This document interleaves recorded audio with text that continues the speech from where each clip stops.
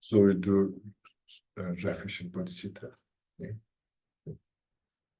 Sangye chudam soge chonamba chanju pardo dani yadurje dage jinenge sanam dola penje sangye druba sho zangye chudam soge chonamba chanju pardo dani dage jinenge sanam ye dola penje sangye druba sangye chudam soge chonamba Chanju Bardo Dani Gerdoje Dagi Jenny Gibe Sanam Ye Rabba Peje Sabye Rupa.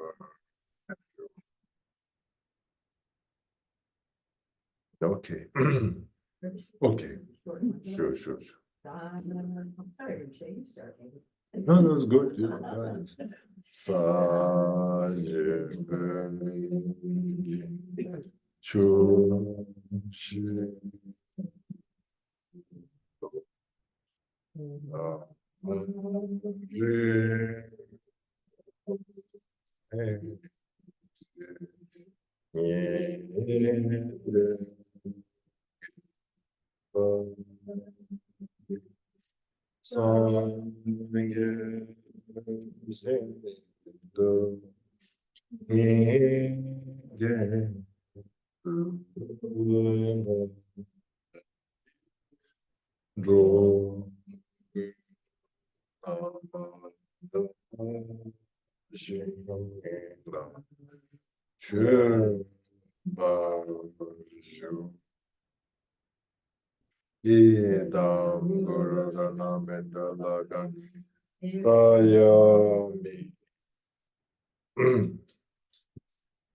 Background, I'm gonna stop this. And I should have done this before.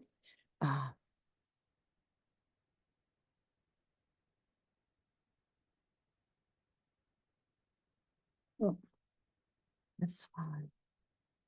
Yeah, none. That's better. Now we can see that you're here, Rinpoche. And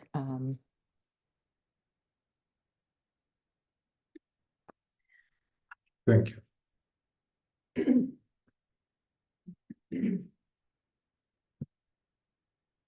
It's good. I think so. Okay, happy?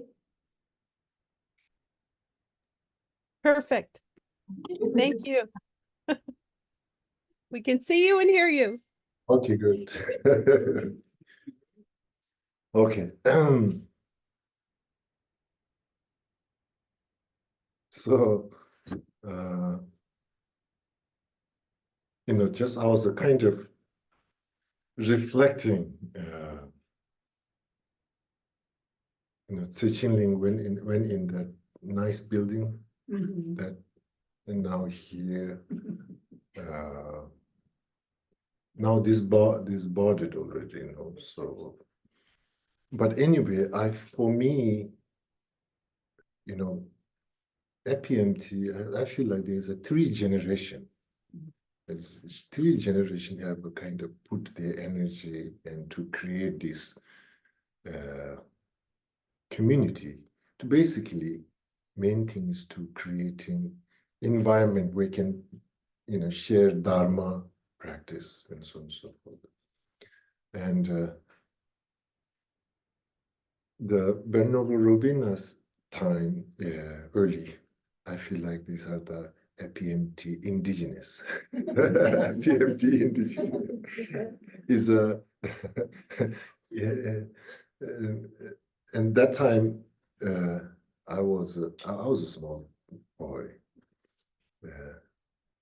So anyway, in Kopan, like as Lama Yeshe said that he used to be saying his prayers, reading his text in his sleep. Yes. Because he's a reincarnation of Lama Yeshe's teacher from Sera Je, right before. Yeah. So Yangsi Rinpoche. Carol didn't introduce it. She should have. I'm so sorry. No, it's okay, it's okay, it's okay, it's okay.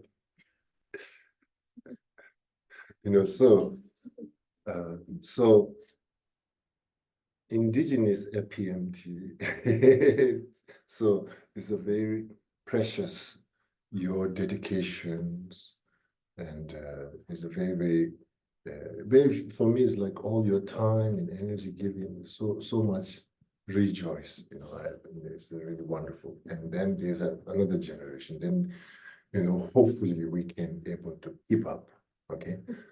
So we want to, some way to keep it that in our heart. So anyway, so that I'll just maybe short talk into the Buddha's teaching in the first training wheel of a Dharma, second training wheel of a Dharma, third training wheel of a Dharma. Okay, let's start from there. First training wheel of a Dharma is a teaching into the Four Noble Truth. Okay, as you know, second training wheel of a Dharma is teaching into the wisdom, and the third training wheel of a Dharma also kind of follow up of the second training wheel of a Dharma. Now, it's kind of like a very kind of, okay, first training looks like one ceremony happened, then second ceremony. I think it's a very important to look at it. Four Noble Truth teaching is almost like a method of a way to assessment. We have a different way to assess. So Four Noble Truth teaching is some way to assess our own self, not into the surface level, much more deeper level.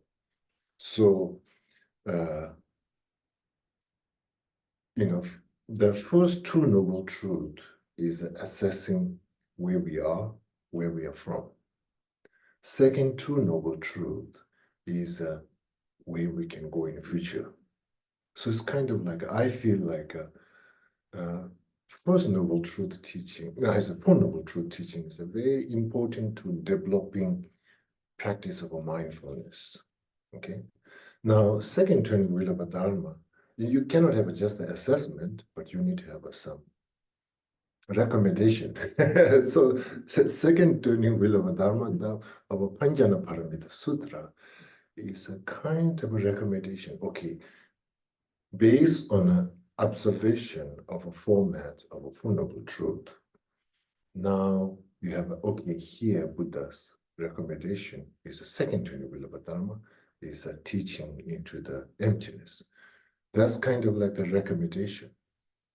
And that's like you have the whole report, how to kind of move forward, okay,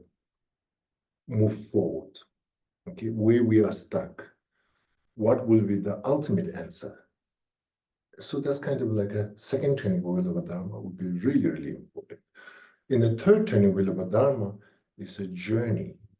Let's move. Okay, let's take that journey. So it starts with the much more related with the cognitive, the consciousness, the mind, how it takes the journey.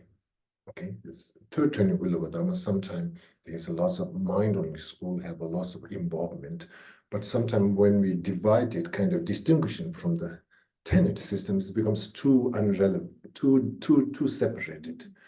But why there is a strong role of a mind-only school in the third training wheel of a Dharma, because mind-only school have so much, saying or recommendation or advice, how the kind of like a fundamentally everything is in the mind, and particularly mind-only school really language is the imprint. I mean, like I feel mindfulness school kind of says everything is a kind of nature of a mind, but really the deep down, I think there's really talking, everything is run through imprint.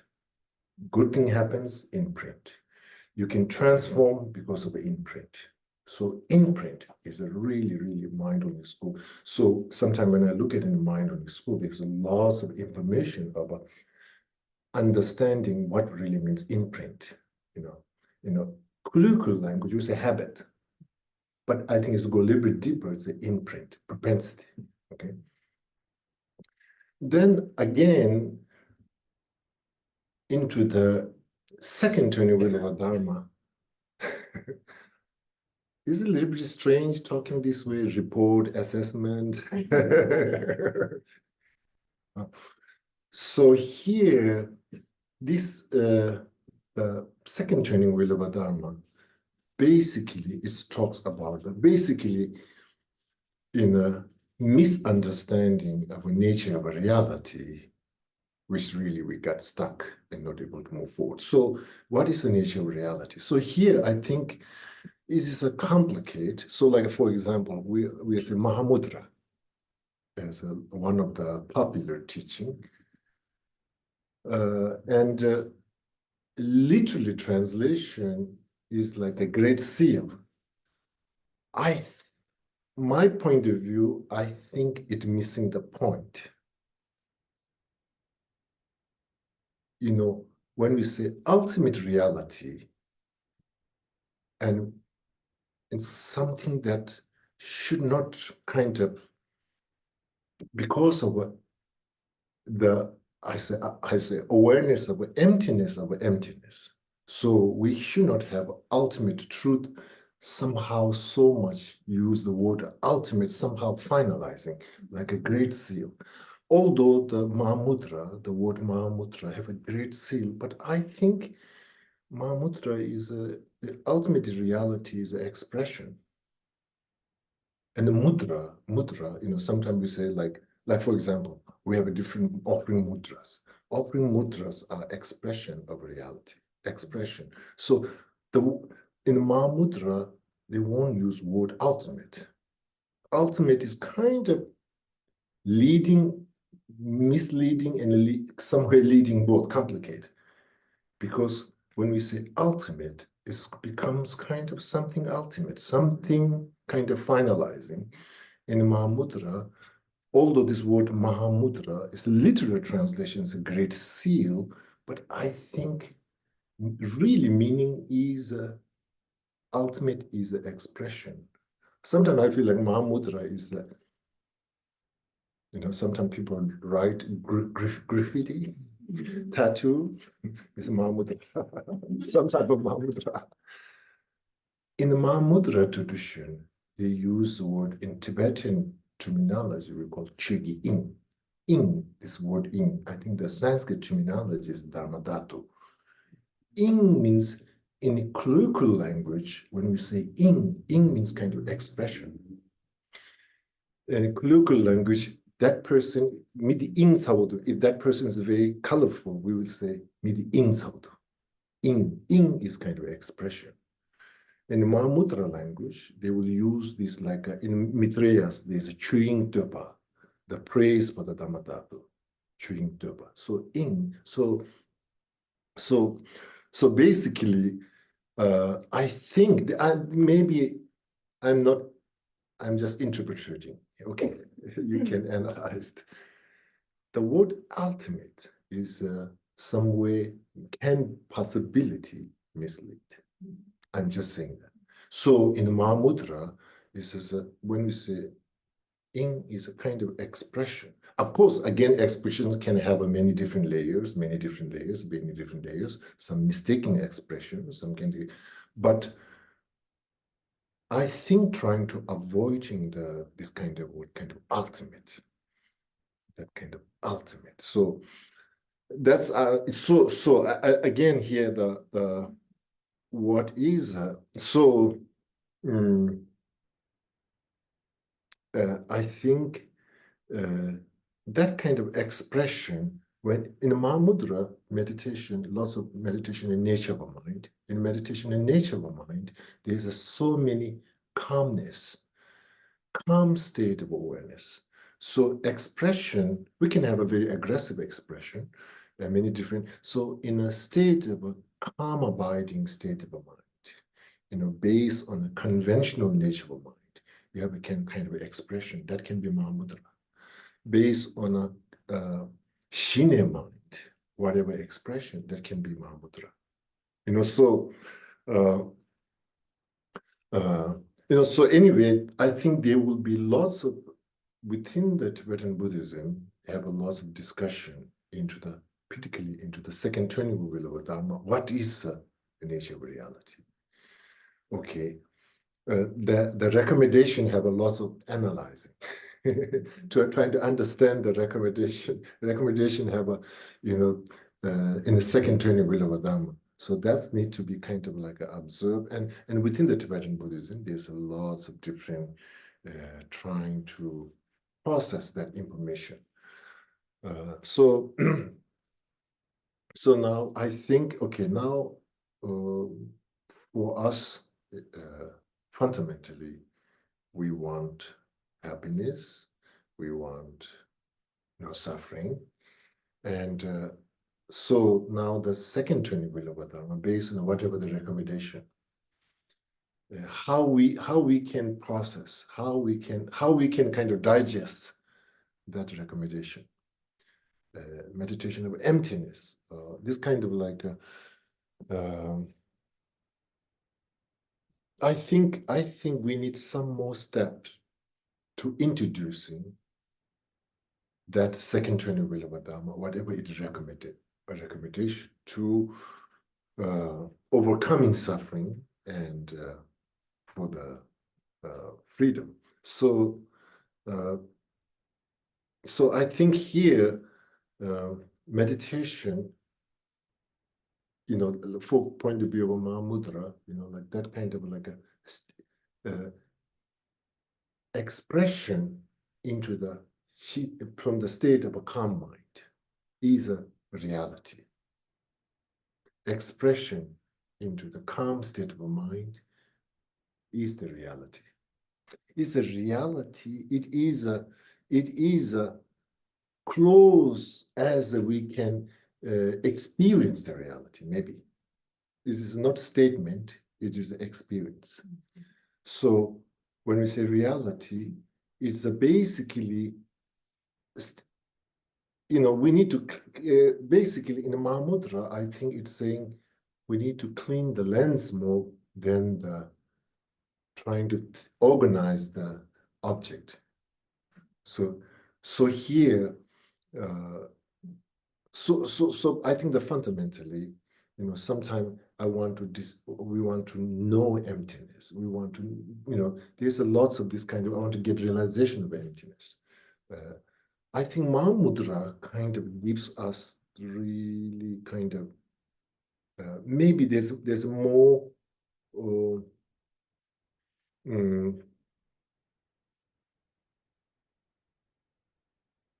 it's not necessarily giving final conclusion, but kind of, sometimes we have a habit to see some kind of, what is the final, what is the ultimate, what is the kind of, that kind of, we are oriented kind of, that kind of approach. But in the Mahamudra, I think from my point of view, Mahamudra basically saying, experience of a reality, the true reality, maybe not necessarily use word ultimate, the true reality is a state of a mind when it's a more calm. When the state of a mind have less distraction, is only that time we can experience the reality. When the state of a mind is more free from distraction, we can only experience the reality. When our state of a mind is not calm, the reality, so whatever we experience is a much more into kind of edited version or more fabricated version. So we are not able to, so it not necessarily use the word ultimate. I think more that kind of experience and movements, what you observe through the state of a calm state of a mind. So now the calm, so how we, like for example, Shine. So therefore the Shine comes so much important in Mahamudra meditation in the conventional nature of mind, because so like here, I think, should we do Shine meditation? How we prepare Shine meditation? Calm state of awareness. Should we go through object, having some kind of object and concentration? I think when we read, for me, when I read the text, looks like immediately you have an object, you have a concentration, you go through the 9 stages. But I feel maybe we need to little bit kind of somehow where I see is 3 stages. The first thing is contentment.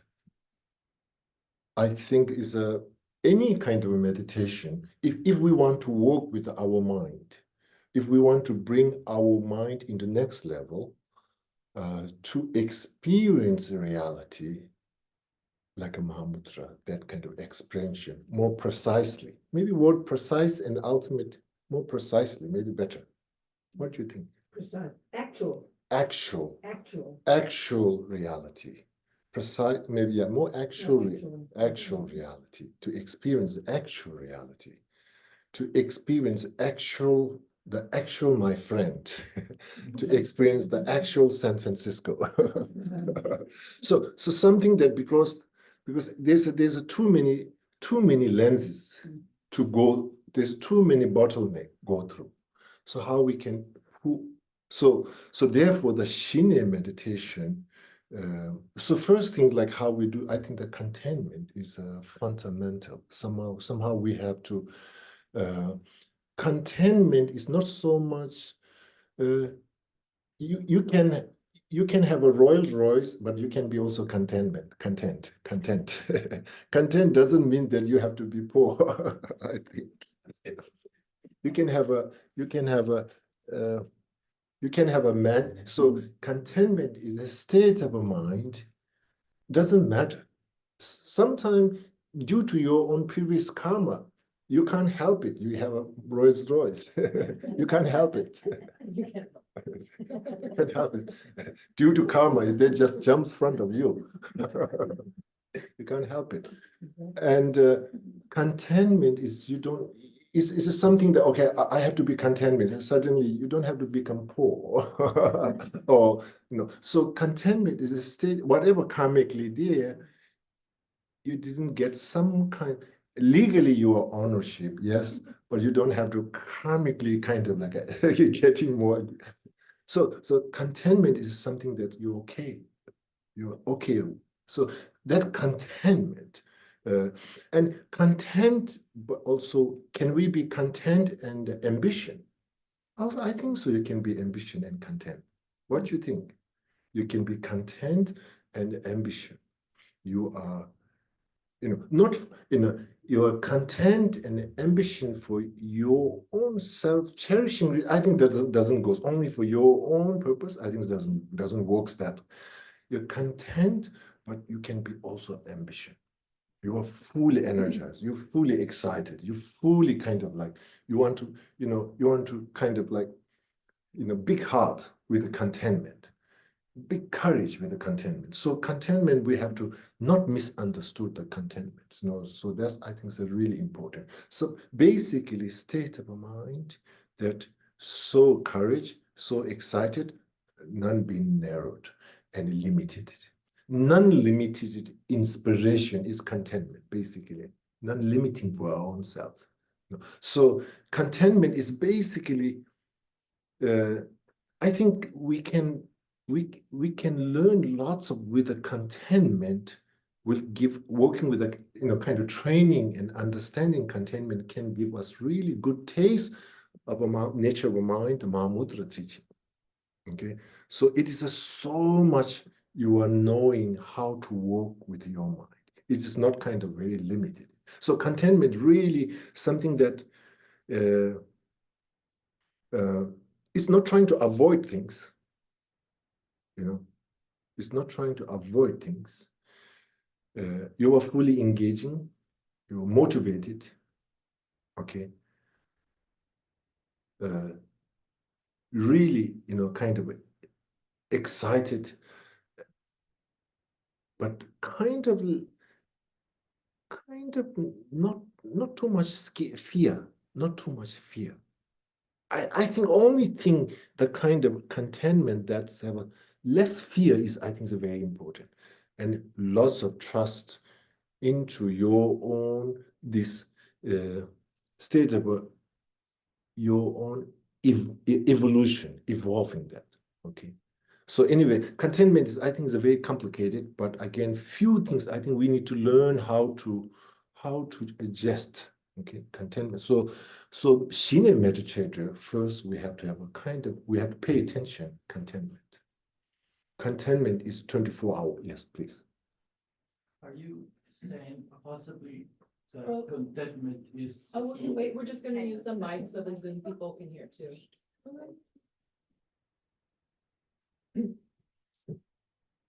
But I was just wondering, is ease contentment or ease?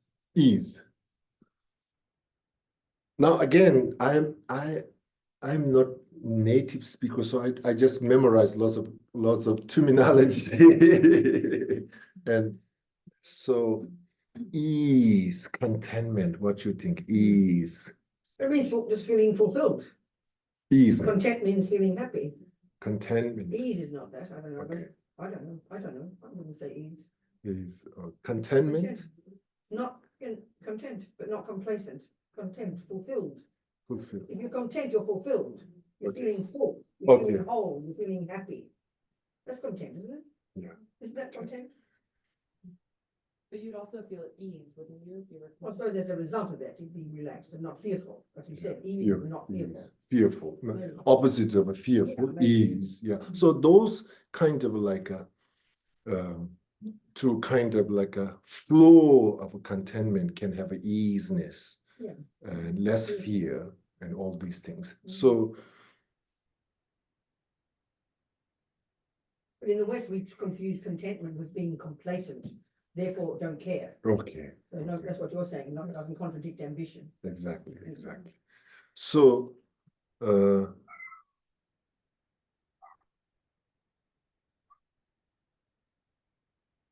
you know, where I feel opposite of a contentment is ungrounded. You feel like ungrounded. So anyway, there's something in a Shantideva, Tibetan we use called Yimideva. Yimideva is something, usually colloquial language, Mideva means if there's a throne, if there's something uncomfortable in your chair, it says Devu Mindu, like Mideva. So Yimideva, I don't know what exact translation in English, but they say this is the fundamental fuel for anger. You know, so I think there is something when we lose contentment, maybe dissatisfaction or whatever that's then there is the full of experience of anger. Usually in Shanti they were connected that direction. So anyway, so basically, if we have a loss of anger, Shine meditation will be complicated. Okay. So we need to go through some therapy to really some way to minimize. So the contentment. So there's many different angles to look at it. Then now, before we're doing concentration meditation, I think we have to do the word I really like: calm abiding. Calm abiding. Abiding your in kind of a little bit more like a mindfulness practice, kind of a gentle way to mind to introducing. You know, sometimes when you introduce some dogs, you just kind of gently introduce them, otherwise they've got. So there's a gentleness. And the third one is a concentration, is have that kind of little force. So contentment, calm abiding, and then concentration. From the beginning, if we go concentration, I think there's something missing. So we have to go through. I think this will be a way to kind of like there's a kind of like a gradual, and there's a gentleness, and now when we say concentration is it is a moving. Is this a kind of like a breathing? It's not like a kind of suddenly you are locked into that object. You are not away from that object. Your awareness is not away from that object. Your awareness is a really pay attention into that object, but still it have a not kind of like a frozen concept. So it have a like a, I will say, sometimes some instruction, the more concentration, the clarity of object, clarity, vividness. That's the I think in the state of a concentration, the movement of clear and unclearness. Like sometimes the camera focusing, you're focusing still there, but sometimes you have a kind of zoom in and zoom out, and to get the right kind of. I think similarly in a concentration, usually, I think like clarity is much more subject experience rather than object is whatever, light shining or that's not so much. When we say clarity, is the everything happening into the subject mind, in the experience mind. So you are still not moving from the object, but there is that kind of like a, how you say, movement within your subject mind, your concentration mind. And for, within the Buddhist philosophy, sometimes they say the more the clarity comes for the subject mind, they say this is the Hakton, which is called special insight. They usually obtain after Shine. And less clarity, they say that's the Shine. Sometimes they're trying to make a distinction between Shine and Hakton. In the state of a mind, through the state of a concentration practice, the subject mind becomes more clarity, more subtle, more clarity. That's the Hakton. There's some way of some classical texts, not just clarity, but you have to see the actual nature of the object, not just clarity of a subject. But I think the more the clarity of a subject, the actual nature of the object will able to experience. So again, sometimes there's something technical, you'll make a distinction, but ultimately the subject mind itself. So I think in the meditation, basically in the meditation, what I think come up first contentment kind of you go through, then you're kind of like a placing, come abiding, and then concentration. And the concentration is fundamentally you are tuning the subject clarity mind, the subject experience of the clarity. And one of teacher is that the more clarity of the mind become more subtle. So that's I think the transition from gross mind to subtle mind. I think the more the subject mind get more clear, more subtle. That the so-called subtle mind, when we talk all this kind of in the Buddhism, particularly in the Vajrayana, it talks about lots about the subtle mind. So basically, from the Buddhist philosophical point of view, I think 20% of our mind is only working right now. The 80% is still there. It is there, is not functioning at this moment. Okay, so so again, reality. So more the mind get more clear and subtle, and actual anything moves, anything. So there's nothing extraordinary. Subject mind is much more clear. The movement of a phenomena, anything, that becomes the actual reality.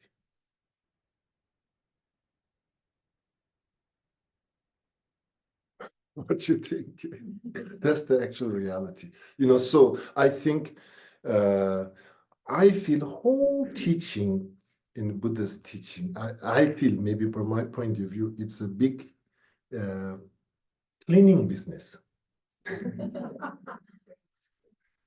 It's a big conscious in the cognitive consciousness cleaning business. It's just like a really, that's once we able to clean that up, that's it. Is not particularly the second Turnavilla Dhamma, 13th Dhamma. So then maybe we might think, what's happening? All this beautiful pure land, kind of magnificent Buddhas and Bodhisattva. I think then that's once we clean on the successful clean, yes, then we have exactly how the tankas draw. I think that kind of like selection, or that kind of like a beautiful. So fundamentally, so I think we need to kind of like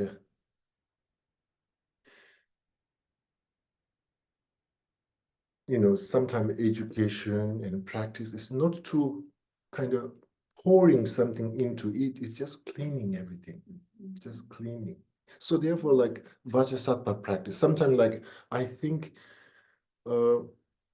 purification practice is, I think, is a really, we can dedicate into that.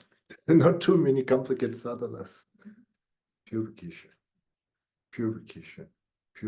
practice.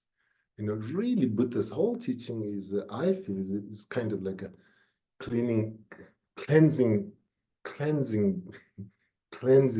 teaching, just cleansing, healing or cleansing our cognitive mind. And then basically, once our mind is cleansing, happiness and joy is, I think, as a natural. When our mind is not cleansing, happiness and joy, suffering is natural, basically. So ultimately, mind. So Mahamudra is really a experience life through natural state of a mind. Take the journey of life through the natural state of a mind. So basically, I think, so now the question comes, how I can do my daily basis, how I can implement that in a daily basis. So really pay attention. We really pay attention, like sometimes like a, 2% milk. Is this like too much? There's no 2% ice cream. You don't see that. It's kind of interesting. No. This milk have so much, 2% milk. So there's like lots of pay attention. So similarly, we I think if we have like a 2% affliction mind, 2% angry mind.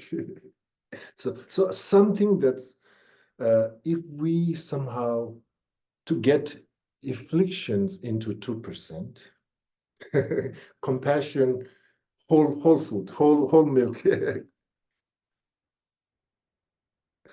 Okay. So anyway, my point is that really, if we educate it, if we be aware, everything is that mind, that nobody have access except our own self. Yeah. Nobody have the password except our own self. Nobody can hack except our own self. So I think some level of independent. We need to feel that. To feel that, yeah, I think,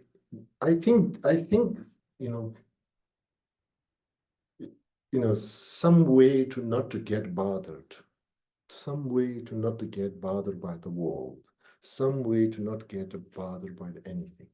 I think that capability. So my point over here is we have still, even if we haven't get a Mahamudra, but still we have a full capability to be happy into the day-to-day basis, even though world is upside down.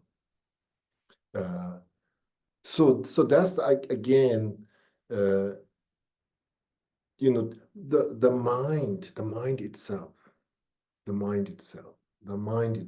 how we can work with our own mind.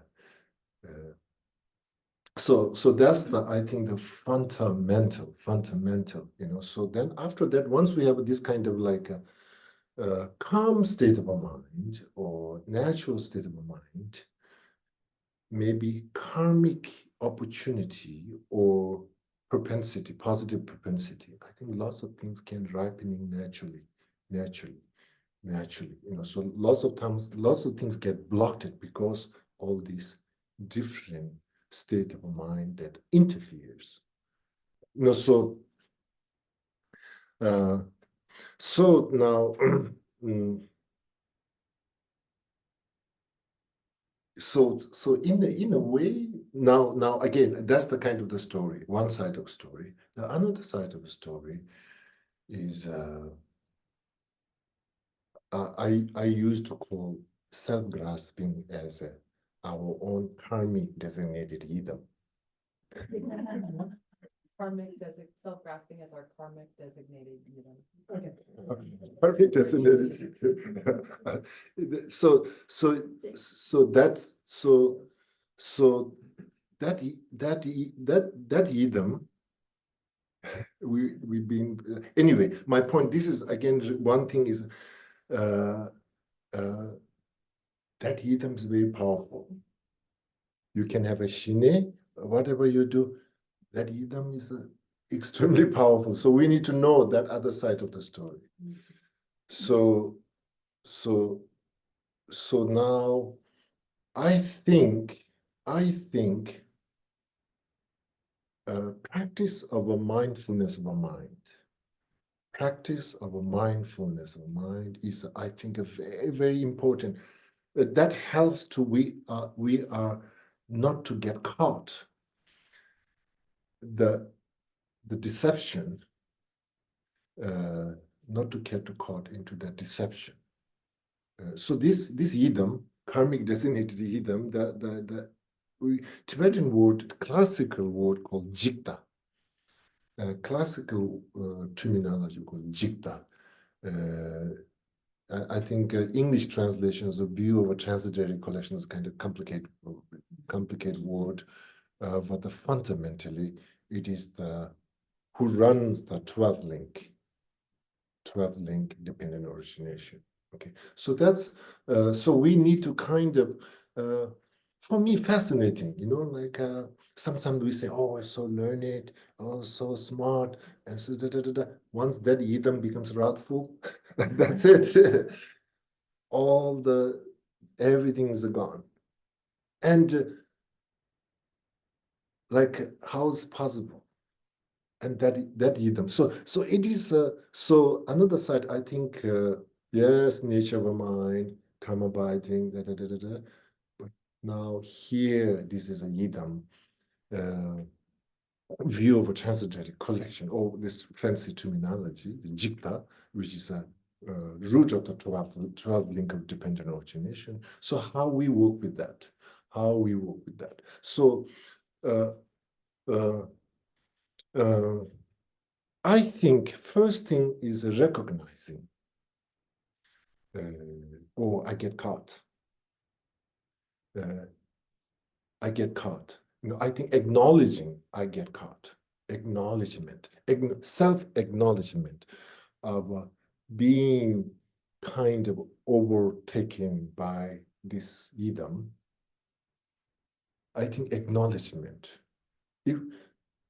That's I think is a really kind of true mindfulness of mindfulness mind. The acknowledging of a cause, acknowledging, and maybe good to have some notes. How many times I caught it? Write down.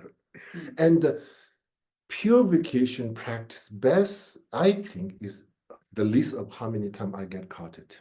And being aware. Not so much I got angry, I got disrespectful here, but the mastermind is still comfortably living there. So in the purification practice, don't need to go through the details, what happened, but that mastermind, how much time we get caught, kind of.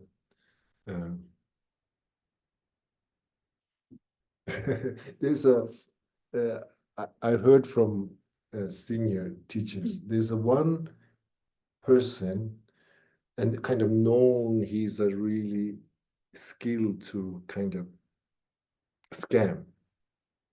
Scam? Scam? Oh, scam. Scammer. He's known for scammer. And that person, he said, like, okay, he comes to talk and he's okay, he's going to scam. He's kind of, while he's thinking he got scammed. While he's kind of like, so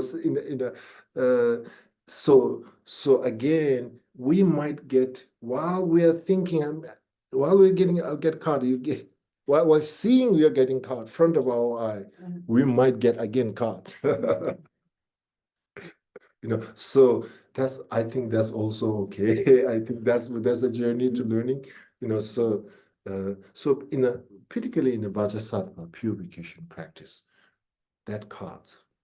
If we kind of acknowledge and see the habit, I think learning our habit is like a habit of a physical and verbal. I think these are just symptoms. And the deep down habit is that habit, we get caught into that one. Like if we march more to kind of like acknowledging and then kind of doing purification practice related with that,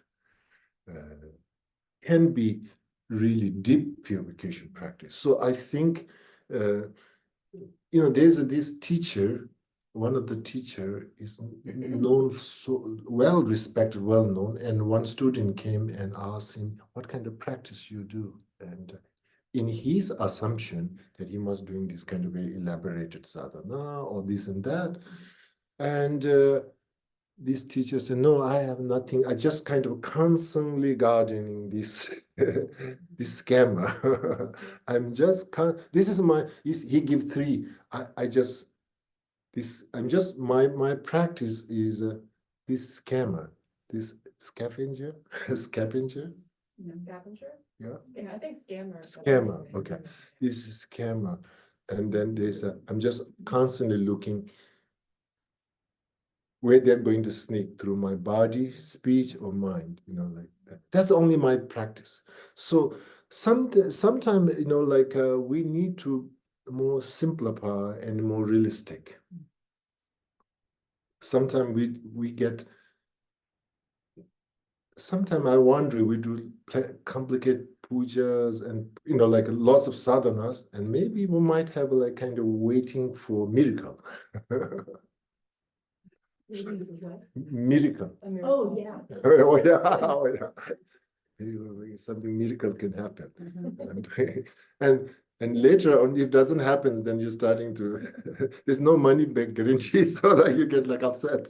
I did this much practice. I did this much, nothing happening. What's happening? I have one student and there's something happened and there's some practice recommendation. And I say, we have to do this practice. And then she said, after this practice, I'll be fine, huh? I said, there's no guarantee. There's no guarantee. There's no guarantee. But it's a very interesting. Okay, I'll do this and my problem will be fixed. So anyway, the point over here is, I think in some time, where we invest our Dharma practice, our meditation investment, maybe this advice is really looking into that scammer, and maybe that's like a really second turning of wheel of Dharma is all about finding this scammer and basically way to expose, saying everything is an emptiness. The word emptiness, to expose that schema within our own self. It's nothing philosophy, because that schemas have so much elaboration, fabrication, and the word emptiness, to expose that schema. It's empty. It's nothing. Sometimes it's a philosophical terminal. Emptiness. Emptiness basically saying, I think there's one, my friend Geshe, he's old Geshe, and one of students comes to teach him English. And he's only learned only no meaning, only word or something. Oh, all talking. No. All talking, no meaning. All talking, and this Geshe La says, I can say this one, every question, this works, this answer works, only talking, no meaning. Only talking, no meaning can answer all questions. He says, any student comes ask question, only talking, no meaning. So the emptiness is, in a way, is basically telling to the schema, only talking, no meaning. Only noise is a good advertisement, professional ads, no meaning. So what emptiness, I think, second turning of will of Dharma to way to expose the grasping of self, which is who runs the startup company of a 12 link of a karma. 12 link of dependent origination. So now in the meditation in the emptiness, traditional instruction, in a traditional instruction, there's one title called, if I translate literally, calls recognizing, acknowledging. If I literally translate object of negation, gakchang within. But this is I think what I'm saying. The main practice for us is to really to recognizing, acknowledging that we get caught. You're getting into that. That's, I think, the fundamental, somehow I think that will becomes a source of our happiness. That can be created source of happiness condition for another person living. So if we doesn't check in that, keep checking. If we really ignore that part,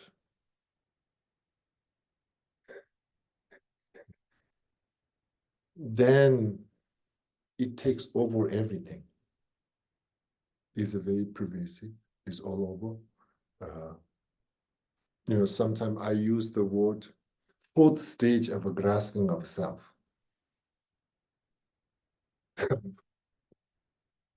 Fourth, sometimes there's a cancer fourth stage, and then people get so scared. Grasping of a self can get into the fifth stage or sixth stage.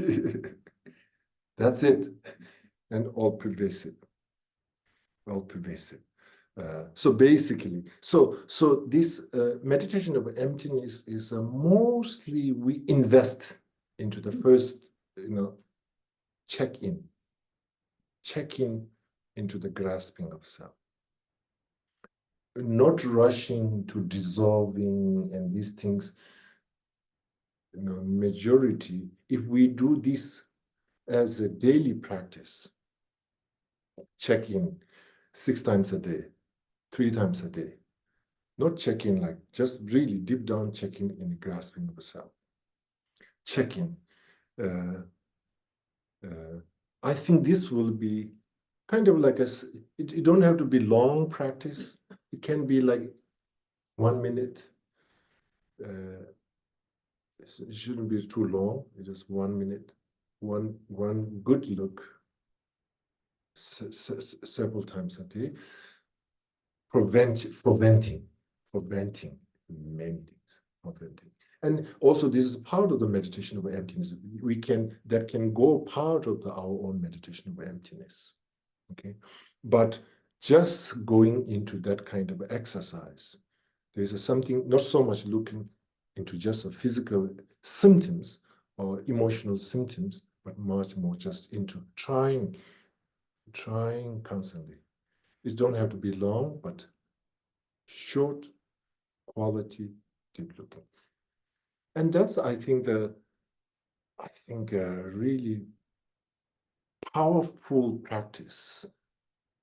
You can do wherever we are, you know, it don't have to be in front of altar. And that is, and when we're doing this, we are front of second training of Vilavadharma. We are front of second training of Vilavadharma. When we're doing that check-in, we are front of a second training of Vilavadharma. So sometimes I feel like this first training of Vilavadharma, second training of Vilavadharma, seeing as our own internal altar. That's really to look at it. We are directly connecting with the second training of Vilavadharma. Then Mahamudra, then through that Mahamudra 101 or Mahamudra different level, 101 or different level, basically the mind that experience the actual things that surrounding for us. You know, you improving. Mahamudra is a program of improvement of how you experience the life around us. And it's nothing something you are imposing. You are nothing trying to paint something. You are trying to clean. Now I said Buddhism is a big cleaning business. So clean. You come through fresh mind. You know, you come to basically that's I think so checking, self-grasping, and then experiencing. Now this is, I think, is interesting. So then, okay, that's it? Or now the excitement, I think, through that journey into our cognitive mind. As we were talking earlier, there's a clarity, and there's clarity. Furthermore, the more that our cognitive mind becomes transformed into more clarity, basically we experience everything directly. This word called direct yogic perception, Nenjung Mosun. So this considered as the best computer, the cognitive mind, direct yogic perception. So I think it's to reach, to evolve our cognitive mind into that one, direct yogic perception, emptiness meditation becomes really experience of emptiness. So I think I'm just kind of like then the way our cognitive mind operated goes to totally different way. Right now, pretty much our cognitive mind, way it operates is a logic, is a reasons, is a something very, very conditional. So basically something through the meditation of emptiness, experience of our cognitive mind, the world, the reality, the actual reality is just different model, different is not linear. Linear is like is everything everywhere every time this one moving, not everything everywhere. So it's just kind of like it is not seeing one side of the coin or other side of the coin, is seeing both sides of a coin simultaneously. And that kind of I think Buddha's really proposing we human can transform our cognitive mind instead of very alternative or linear, that kind of non-linear simultaneously able to see, basically able to process. Cognitive mind is just processing the reality, the existence. And somehow capability of our cognitive mind becomes nonlinear. So therefore the word omniscient, they call the Buddha's teaching is omniscient. Omniscient, I think, cognitive state of mind, nonlinear, simultaneously, basically, both sides of a coin can able to experience same time, not like first and then second. So that's I think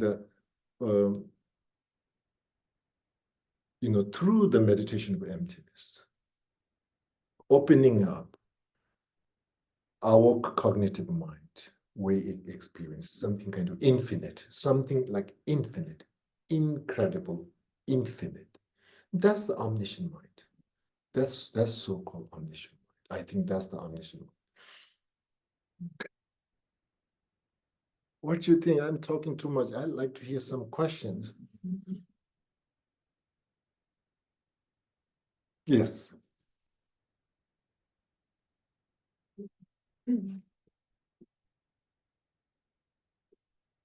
So when you're saying to see both sides at the same time, could that be expressed as seeing ultimate and relative at the same time? That's a good question. And in classical texts, instead we're using the word both sides of a coin seeing simultaneously, it uses exactly what you say. Conventional truth and two truths seeing simultaneously. Even this is in Maitreya's text called Ornament of Realization in the second chapter, I think.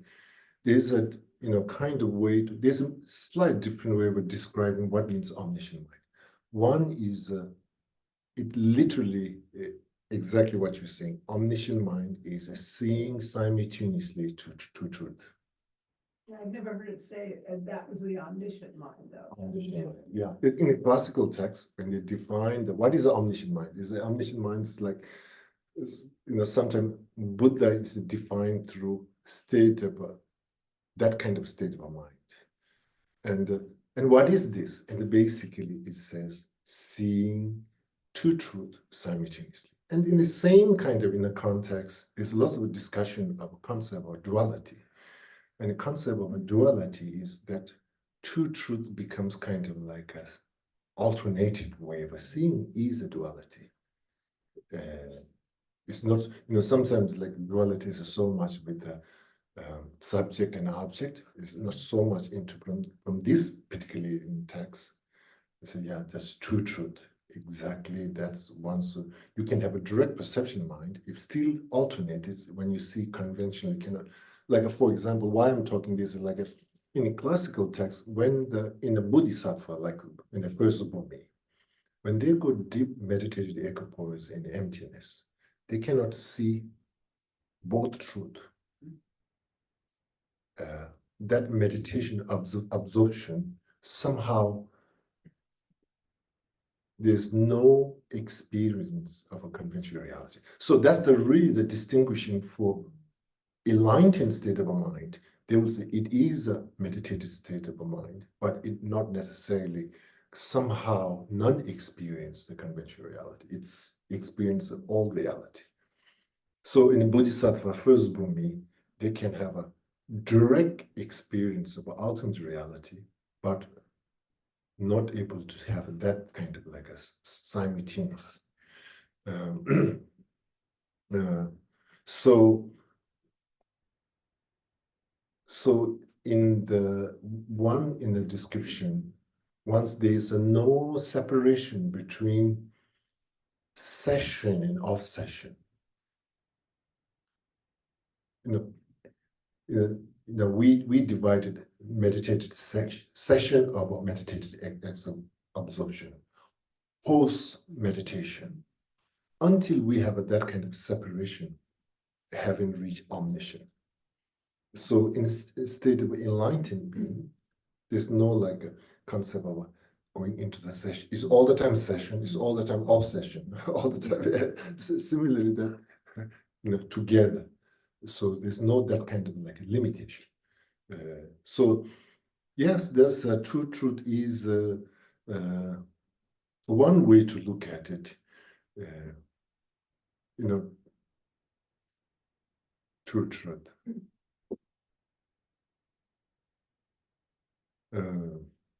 Yeah, like a same, like for example, in the Heart Sutra, we have a form is the empty, emptiness form, emptiness not under the form, form is not under the emptiness. And the second two are really the experience. You experience the form, you also experience the ultimate or the actual form. When you experience the actual form, you just experience that form. If we use the word, when you experience the ultimate, you experience the conventional. When you experience the conventional, you experience the ultimate. So so fundamentally, that comes down to the word we use, duality. Duality.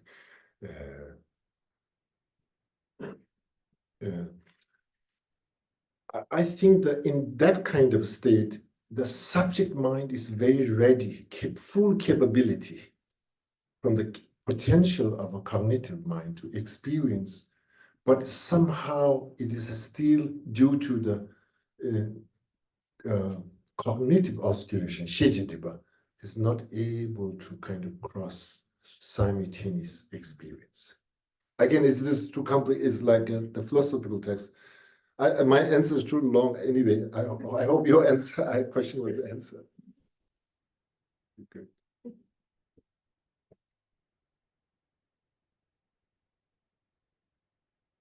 Number one, I just want to thank you for your very beautiful explanation. I just want to see if I understood what you said. Okay. Thank you. What I found in a couple was in terms of the what you were saying, we were debating whether it's ease or something else. To me, that phase is very important in terms of the meditation itself, being at ease. The other one that I really loved was when you said gentle on come abiding, be gentle with yourself.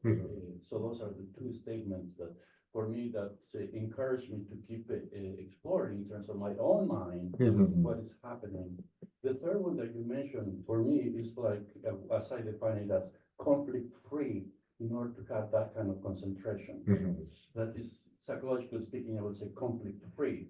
So I can be really free to allow myself to go into all of those stages of a conflict-free that is also helpful when I look at emptiness, that any of the conflicts that I may have internally or that I can see externally do not have the quality of existence itself, except that there are causes and conditions that lead to my own conflict or the conflicts within outside.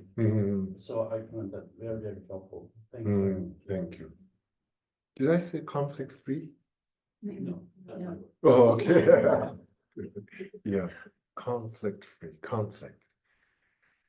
Now, again, conflict is conflict, again, that I was saying this yidam, deep down yidam, lots of conflict. Conflict. I mean, after that, even that, to me, I could label it as the shadow that has been expressed through psychology. Shadow? The shadow, which is the yidam that you're talking about. It's not necessarily criticizing it, but again, we use emptiness. I can see that shadow doesn't have an existence in itself, but it's within the human experience. That we all have that violence, that also have those desires, that have those passions. But I will not hold to them because of emptiness, that they don't have an existence in themselves. And I find that very careful too. So the conflict-free is accepting that, not necessarily being against the I have a sexual desire, I have ambition or whatever, but that really is that part of what you're saying, catching it up, that little fellow that is gonna get me into trouble. Yeah. And just accepting that's part of our human experience. Yeah, I like to kind of that conflict. This, I think we need to really look at into the conflict, you know, like how comes conflict, you know, like which is the mastermind for the conflict. And that's, I think, here,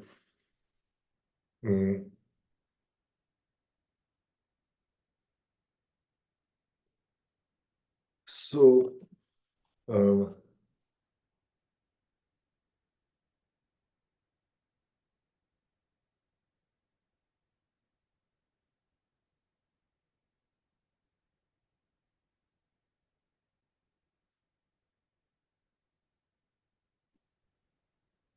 you know, that's that yidam, that deep down, it is a kind of trying to convince us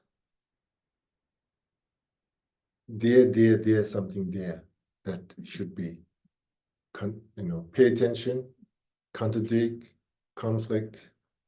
So the emptiness is, I think, not necessarily repressing the promotion of that yidam, but responding, show me, where is it? Show me, where is it? So meditation of emptiness is all about where is it? Where is it? Where is it? So not really kind of shutting down, but engaging, going with it. And there's, in the classical text, there's lots of analogy called rope and snake. Maybe you have heard of what. And like these kind of, so again, the conflict is fundamentally that yidam's trying to convince us. Okay, so so anyway, that yidam is, I think, our lifetime project, source of everything. And also, I think without that yidam, we cannot survive. Also, that's, we have to, again, that yidam is also very important. That yidam is, and of course, my talk was a kind of blaming a little bit, but that yidams also play very, very important role for our liberation and nirvana, all that things. That's, I think. And then particularly, teaching of a bodhicitta and a teaching of a loving kindness without addressing that yidam and giving one side of a story, and which is very nice, I'm not sure that it completes the whole story. Because compassion and the bodhicitta and the meditation and emptiness is all different angle way to that yidam will surrender. That yidam, how we're going to communicate with that yidam. That yidam becomes an important part of really maturing and transforming. So it is we should not treat this as a negative to eliminate, and we want to rebuild a whole new path to enlightenment. This will become very important part of the path of enlightenment. So that's, I think, again, this is very important. So fundamentally, that transformation of a yidam into the yidam kala chakra or yidam chakra sampara is our fundamental job here. And we cannot, it will play important part of our life. So anyway, okay, so what else? Any other questions? Yes.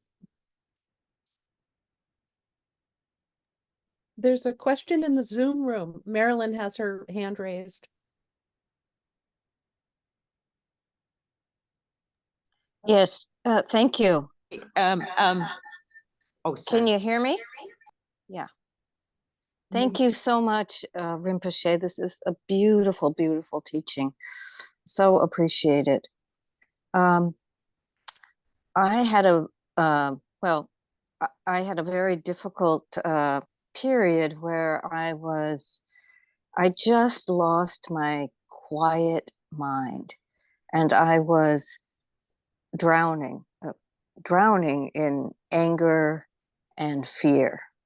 And this, fortunately, my nose is above the water now, but it was a very difficult 6 to 8 weeks, and I couldn't even recognize where I was. I was just drowning in it, and and as I said, I got my nose above, and my head above the water now. But could you say something about when we are not, that the time or times when we are not able to, in a way, surrender or accept what is, or see what is, or even acknowledge it or recognize it, and just become just as my experience was, I just became it. Mhm. I understand it, we could talk, there was a lot of self-grasping, but if we don't have if we don't have a recognition of that, we're just there. Can you say something about that? Yes, I think first thing we have to set the condition to have that opportunity to see recognition. So I will encourage you take a walk, morning walk. Morning walk is really good.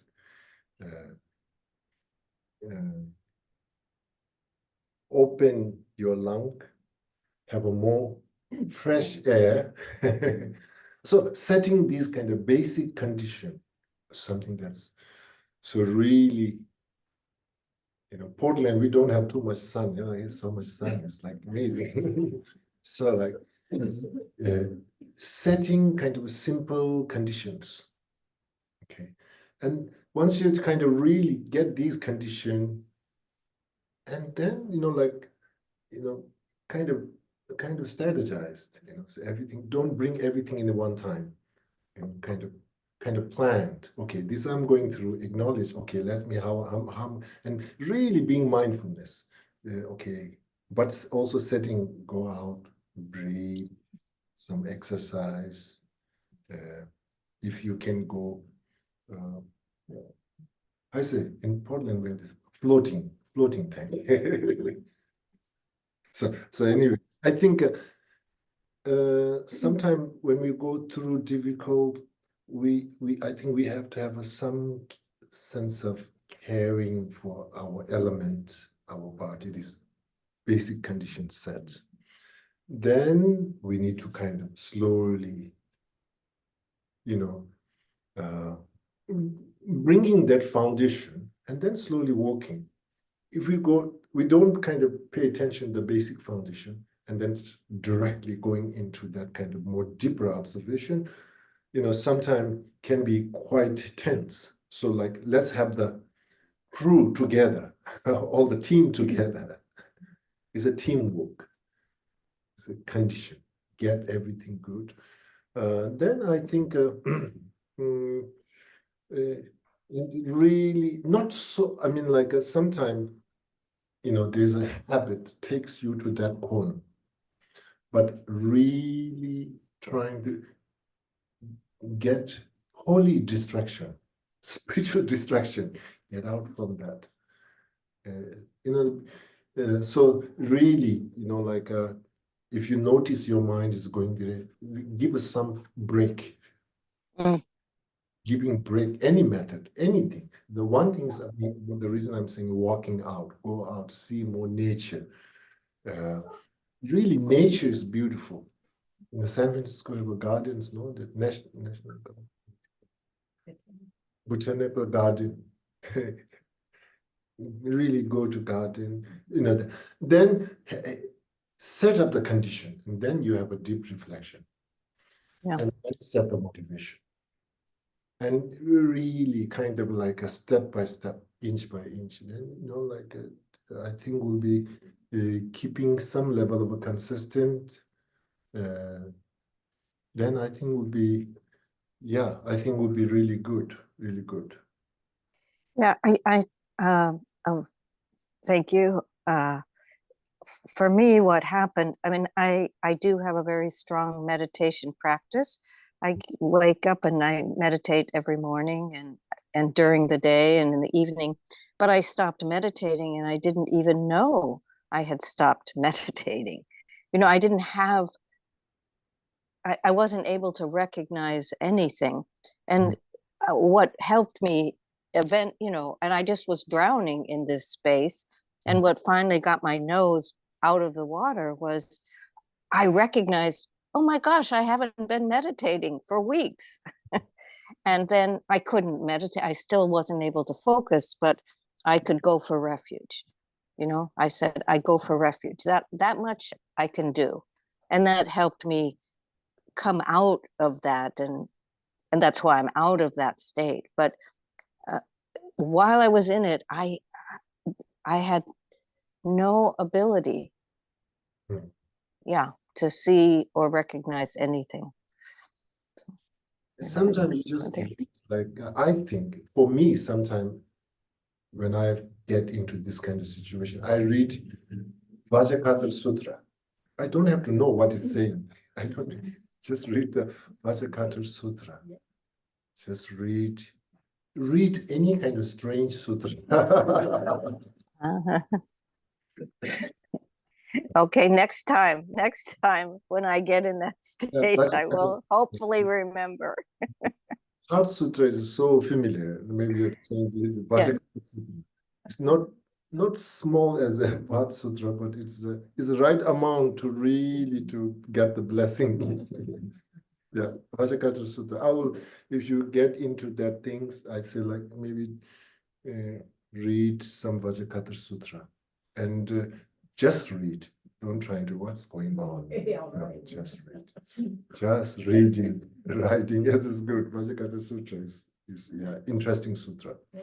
It surprises you. You don't have to know. It's kind of strange. Oh, what happened? Just reading. I was healed. Vajrakata Sutra can be good. Yes, that's good. You done? Thank Yeah, I have a question about Shane Mhm. and developing concentration on the cushion versus off cushion. Mhm. In that process of checking in, you. whether one is a prerequisite for the other, or how do they support each other in that process of looking into this, Oh, okay. The Yidam check-in is a full-time job for everybody else. So that's like if we say we want to do some, from my point of view, if we want to follow second tuning with Dharma, then that check-in is kind of like as money as me, and that can reduce so many things. It can reduce so many, particularly for all these three stages, what I'm talking about, kind of contentment, calm abiding, concentration.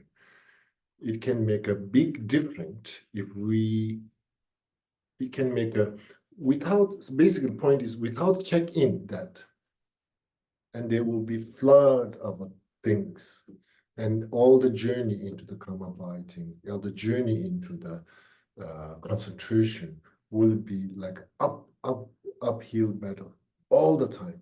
So I think that check-in will really kind of slow down the floods of thoughts and distractions, and it just sets a really good condition, I think. And then is a naturally, I think, the world is not perfect, but I did my part of a check-in.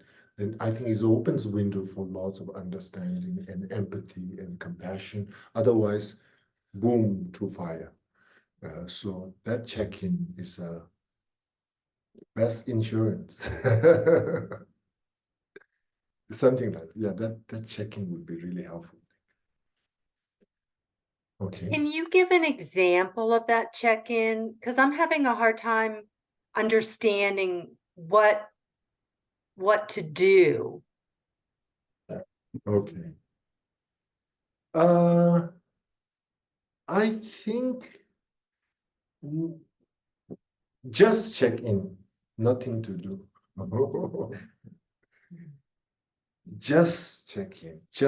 It's basically, again, we are using very day-to-day life terminology, but again, it is okay.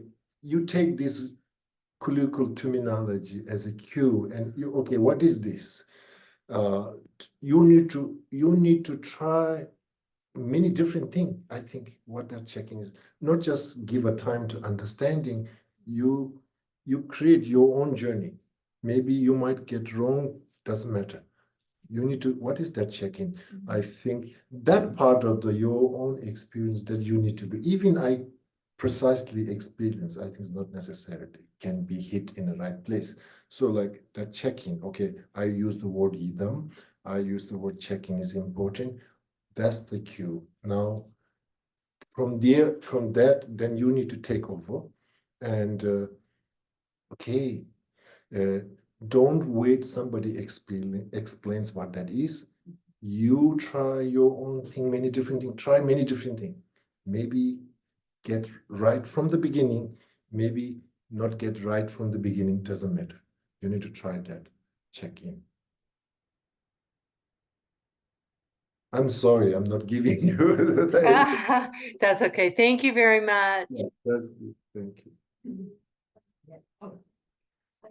I have a question about the contentment that you talked about. Mhm. Is it more a prerequisite of Mahamudra, or is it more a result of experiencing Mahamudra? I will say I will say prerequisite for Mahamudra Mahamudra is basically experiment of mind, how it experience the actuality or actual things. And so basically, like for example, sometimes some experiment, they like a sound recording, they make something very,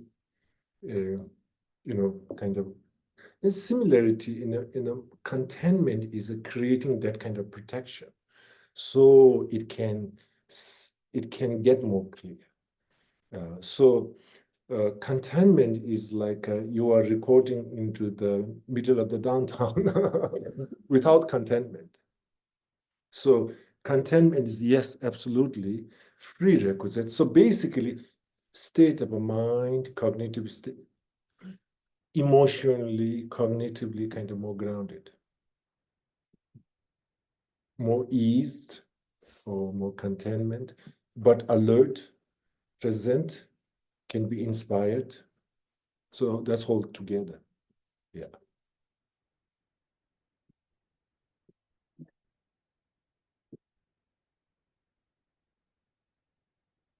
So we'll do one question and then 12 we stop. Well, Okay, good. forgive me, this may be way too mundane, but you were referring to Yidam, Mhm. and in context, well, could you explain a little bit to me what you are? I understand Yidam to be a personal deity, and it sounds to me like you're talking about Yidam. And so, I mentioned karmically was designated Idam. Without the wrathful face, without the multi-face, multi-head. So I think the word Idam is like really, when we Idam, like a Yamantaka Kalachakra, we need to almost everything happens through that blessings of that Idam. you drink, you eat, everything happens. So the job description was the same.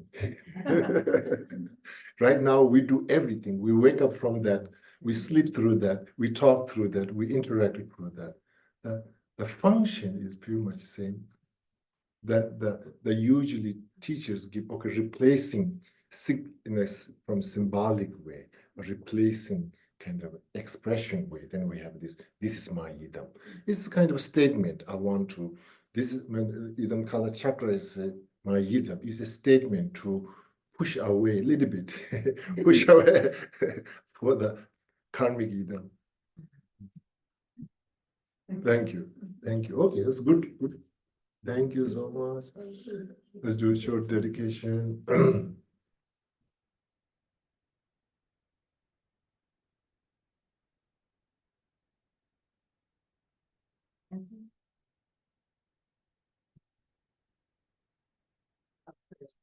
Okay.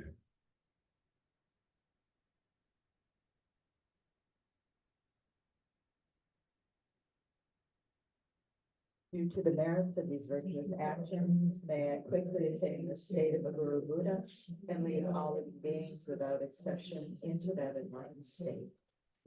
May the supreme jewel Bodhicitta that has not arisen arise and grow, and may that which has arisen not diminish but increase more.